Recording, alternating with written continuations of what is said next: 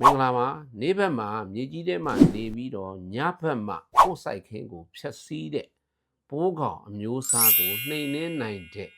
ဆေးတစ်မျိုးအကြောင်းကိုဒီနေ့ပြောပြသွားမှာဖြစ်ပါတယ်ခင်ဗျာ